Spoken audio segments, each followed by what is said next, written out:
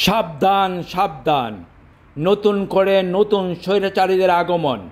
প্রিয় ছাত্রছাত্রীরা এবং বাংলাদেশের সাধারণ জনগণ, আপনাদের রক্তের বিনিময়ে আজ বাংলাদেশ মুক্ত। সেই মুক্ত স্বাধীন বাংলাদেশে আবার নতুন স্বৈরাচারীদের আগমন হচ্ছে। ওরা আওয়ামী লীগের শাসন আমলে কোনো আন্দোলনে সাফল্য হননি। আওয়ামী লীগের নেত্রী শেখ হাসিনা বাংলাদেশ ত্যাগ করার সাথে সাথে অন্য দলের নেতা কর্মীরা ব্যস্ত হয়ে পড়েছেন মিছিল মিটিং নিয়ে। ওনারা বাংলার জনগণের ভবিষ্যৎ নিয়ে ব্যস্ত নন। ওনারা ব্যস্ত হয়ে পড়েছেন যত তাড়াতাড়ি সম্ভব বাংলাদেশকে শাসন এবং শোষণ করার জন্য।